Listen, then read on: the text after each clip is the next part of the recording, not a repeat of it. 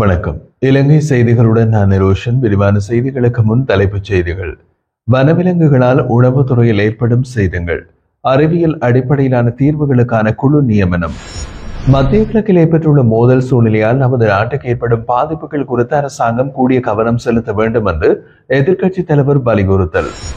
குற்றவியல் நடவடிக்கை முறை சட்டக்கோவையின் திருத்த சட்ட மூலத்தில் தனது கையொப்பமிட்டு சான்றுரைப்படுத்திய சபாநாயகர் ஜகத் விக்ரமரத்ன.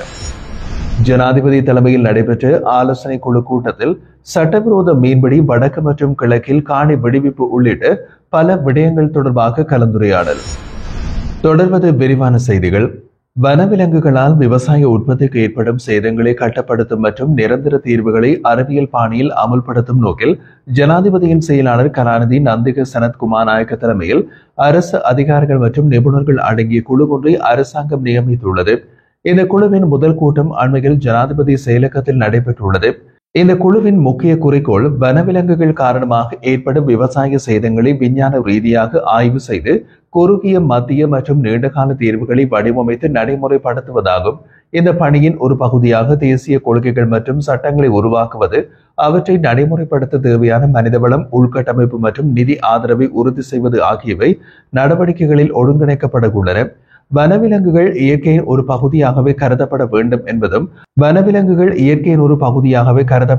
என்பதும் அவர்களுக்குரிய வாழ்வுரிமையை மதித்து தீர்வுகள் உருவாக்கப்பட வேண்டும் என்பதும் கூட்டத்தில் வலியுறுத்தப்பட்டது. மேலும் அதிகளவு பாதிப்புக்குள்ளாகியுள்ள மாவட்டங்களுக்கு முன்னுரிமை அளித்து விரைவாக தீர்வுகளை செயல்படுத்தும் திட்டங்கள் குறித்தும் கலந்துரையாடப்பட்டுள்ளது. பேராதனை பல்கலைக்கழக கால்நடை வைத்தியப்பீடத்தின் பேராசிரியர் அசோக் தங்கல்ல குறிப்பாக செங்குரங்குகள் தொடர்பாக 15 வருடங்கள் மேற்கொள்ளப்பட்ட ஆய்வுகளை மேற்கோள்காண கொண்டு அறிவியல் அடிப்படையில் விலங்குகளின் எண்ணிக்கையினை கட்டுப்படுத்தும் பல்வேறு உக்திகளை பயன்படுத்த முடியும் என்று தெரிவித்திருந்தார். வன விலங்குகள் பணிப்பாளர் நாயகம் MLRC மாரசிங்கு இந்த பிரச்சினைக்கு பன்முக அணுகுமுறை தேவைப்படுவதாகவும், விலங்குகளின் எண்ணிக்கையினை கணக்கெடுப்பதன் மூலம் அடிப்படை தகவல்கள் கிடைத்திருப்பது முக்கியம் எனவும், அறிவியல் அடிப்படையிலேயே தீர்வுகள் அமைய வேண்டும் என்றும் குறிப்பிட்டிருந்தார்.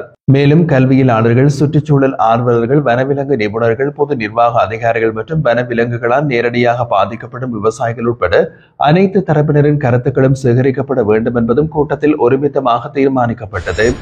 மத்திய கிழக்கில் ஏற்பட்டுள்ள மோதல் சூழ்நிலையால் நமது நாட்டுக்கு ஏற்படும் பாதிப்புகள் குறித்து அரசாங்கம் கூடிய கவனம் செலுத்த வேண்டும் என்று எதிர்க்கட்சித் தலைவர் சஜித் பிரேமதாச நாடாளுமன்றத்தில் வலியுறுத்தினார். இது தொடர்பாக சஜித் மேலும் கூறியவை: இலங்கை தேயிலை ஏற்றுமதியில் ஈரான் 7வது பெரிய நாடாக காணப்படுகிறது. 2024ஆம் ஆண்டில் இலங்கை 10.4 மில்லியன் கிலோகிராம் தேயிலை ஈரானுக்கு ஏற்றுமதி செய்துள்ளது. மத்திய கிழக்கு நாடுகளுக்கு மட்டும் 40% ஏற்றுமதி செய்யப்படுகின்றன. மோதல் நிலைமை மேலும் மோசமடைந்தால் தேயிலை ஏற்றுமதிக்கு கடுமையான பொருளாதார ரீதியான பாதகம் ஏற்படும். செங்கடல் மற்றும் சூயஸ் கால்வாய் போன்ற கடல்சார் போக்குவரத்து மார்க்கங்கள் மூடப்பட்டதால் நமது நாட்டின் கடல்சார் போக்குவரத்து துறையின் செலவும் அதிகரிக்கும். இவை அனைத்தும் நாட்டின் பொருளாதாரத்தை பாதிக்கும் என்றார். 1979ஆம் ஆண்டின் 15ஆம் இலக்க குற்றவியல் நடைமுறை சட்டத்தினை திருத்தும் நோக்குடன் தயாரிக்கப்பட்ட திருத்த சட்ட மூலத்திற்கு சபாநாயகர் ஜகத் விக்ரமரத்ன தனது கையொப்பமிட்டு சான்றுரைப்படுத்தியுள்ளார். இந்த சட்டம் மூலம் கடந்த ஏப்ரல் மாதம் 8ஆம் தேதி நாடாளுமன்றத்தில் முதலாவது வாசிப்புக்காக சமர்ப்பிக்கப்பட்டது. பின்னர் மே 23ஆம் தேதி 2வது வாசிப்பு மற்றும் விவாதம் நடைபெற்ற போது ஜூன் 4ஆம் தேதி 3வது வாசிப்பு நிறைவடைந்து நாடாளுமன்றத்தில் நிறைவேற்றப்பட்டது. இதன் அடிப்படையில் இந்த சட்டம் மூலம் 2025ஆம் ஆண்டு 7ஆம் இலக்க குற்றவியல் நடவடிக்கை முறை சட்டம் மூலம் என்ற பெயரில் அதிகாரப்பூர்வமாக அமலுக்கு வருகிறது. இந்த திருத்த சட்டத்தின் நோக்கம் சந்தேக நபர்கள் மற்றும் பிரதிவாதிகள் நீதிமன்றங்களுக்கு நேரில் செல்ல வேண்டிய அவசியம் இல்லாமல் தொலை தூரத்தில் இருந்தே விசாரணைகளில் பங்கேற்க அனுமதிப்பதன் மூலம் நீதிமன்ற செயல்முறைகளை நவீனமயமாக்குவதாகும். இது நீதிபதிகள் அல்லது நீதவான்கள் எதிர்கொள்ளும் பாதுகாப்பு அச்சுறுத்தல்கள், சுகாதார அவசர நிலைகள், தனிமைப்படுத்தல் போன்ற சூழ்நிலைகளில் கூட வழக்குகள் தடையின்றி முன்னெடுக்க முடியும் என்பதையும் குறிக்கின்றது. இத்தகைய சந்தர்ப்பங்களில் குறித்த நபர் தன்னை ஒரு சட்டத்திறனியால் பிரதிநிதித்துவப்படுத்தலாம். மேலும் காணொலி அல்லது ஒலிப்பதிவின் ஊடாக நேரடியாக விசாரணைகளில் பங்கேற்கும் வாய்ப்பு வழங்கப்படும். இதன் மூலம் சாட்சியாளர்களும் இந்த இடத்திலிருந்தும் காணொலி வழியாக சாட்சி வழங்கும் புதிய நடைமுறை சட்டம் உறுதி செய்கின்றது. இருப்பினும் வழக்கின் ஆரம்பகட்ட நடவடிக்கைகள், சித்திரவதை மற்றும் மனித உரிமை மீறல்களை பற்றி வழங்கப்படும் வாக்குமூலங்கள் அல்லது உடல்நல சிக்கல்களை உள்ளடக்கிய வழக்குகளில் சந்தேக நபர்கள் நேரில் ஆஜராக வேண்டிய தேவை தொடரும். மேலும் இந்த சட்டத்தில் ஆணையாளர்களை நியமிப்பது, சந்தேக நபரை தெளிவாக இனம் காண்பது மற்றும் இலத்திரனியல் ஆவணங்களை நிர்வகிப்பது போன்ற முக்கிய அம்சங்கள் உள்ளடக்கப்பட்டுள்ளது. தொலைதூர விசாரணைகளை சட்டப்பூர்வமாக எளிமையாக மாற்றும் இந்த திருத்தம் சட்ட பாதுகாப்புகளை நிலைநாட்டுவதோடு நீதித்துறையை முழுமையாக டிஜிட்டல் தளத்தில் கொண்டு செல்லும் ஒரு முக்கிய படியாகவும் கருதப்படுகிறது. ரஷ்யா சர்வதேச அரங்கில் தனிமைப்படுத்தப்படவில்லை என்றும் ஆசியாவை சுற்றியுள்ள பல நாடுகளோடு தொடர்ந்து உறவுகளை பேணி வருவதாகவும் இலங்கையின் முன்னாள் ஜனாதிபதி ரணில் விக்ரமசிங்கே தெரிவித்துள்ளார். செயின்ட் பீட்டர்ஸ்பர்க் சர்வதேச பொருளாதார மன்றத்தில் பங்கேற்ற போது ரஷ்யாவின் முக்கிய ஊடகமான ரஷ்யா டுடேயுடன் இடம்பெற்ற நேர்காணலில் அவர் இந்த கருத்துக்களை வெளியிட்டார். இந்த நிகழ்வை தொடர்ந்து ரஷ்யா டுடே இந்த தகவல்களை பரவலாக வெளியிட்டுள்ளது. இந்த உரையாடலில் ரணில் விக்ரமசிங்கே பிரிக்ஸ் கூட்டமைப்பின் அரசியல் மற்றும் பொருளாதார முக்கியத்துவத்தை வலியுறுத்தினார். பிரிக்ஸ் என்பது மேற்கத்திய நாடுகளுடன் இணைந்திராத உலக நாடுகளை பிரதிநிதித்துவப்படுத்துகின்றது என்று அவர் கூறியுள்ளதோடு தானும் தனது ஜனாதிபதி பதவிக்காலத்தில் இலங்கையை பிரிக்ஸ் உறுப்பினர் நாடாக சேர்க்க விண்ணப்பித்ததாக நினைவுபடுத்தினார். இந்த தகவல்கள் மேற்கத்திய நாடுகளை மையமாக கொண்ட உலக ஒழுங்கினை மாற்றும் புதிய சக்திகளின் உருவாக்கத்தை எதிரொலிக்கின்றன என்றும் ரஷ்யாவின் பரந்து விரிந்த உறவுகளும் அதன் தளத்தில் முக்கியத்துவம் வாய்ந்தவையாகும் என்றும் ரஷ்யா டுடே தெரிவித்துள்ளது. முன்னாள் ஜனாதிபதியின் இந்த கருத்துக்கள் சர்வதேச அரசியல் மற்றும் பொருளாதார அமைப்புகளில் இலங்கை நிலைமை மற்றும் ரஷ்யாவின் பங்கு குறித்தும் புதிய வகை விவாதங்களை உருவாக்கியுள்ளன.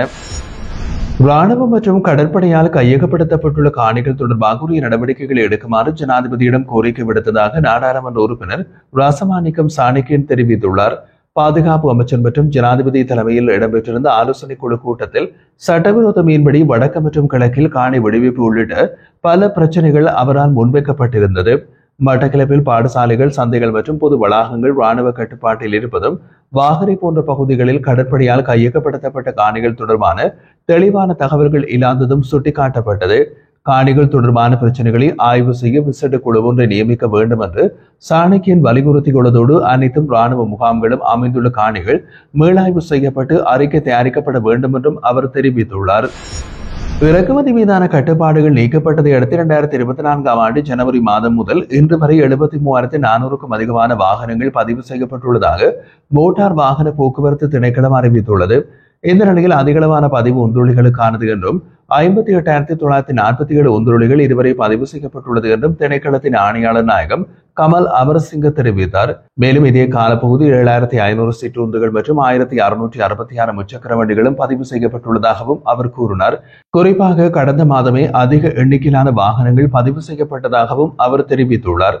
இந்த நிலையில் தற்போது இறக்குமதி செய்யப்பட்ட 700 முதல் 1000 வரையிலான சிற்றுந்துகள் கொழும்பு மற்றும் ஹம்பாந்தோட்டை துறைமுகங்களில் விடுவிக்கப்படாமல் குவிந்துள்ளன என்று இலங்கை வாகன இறக்குமதியாளர் சங்கம் தெரிவித்துள்ளது.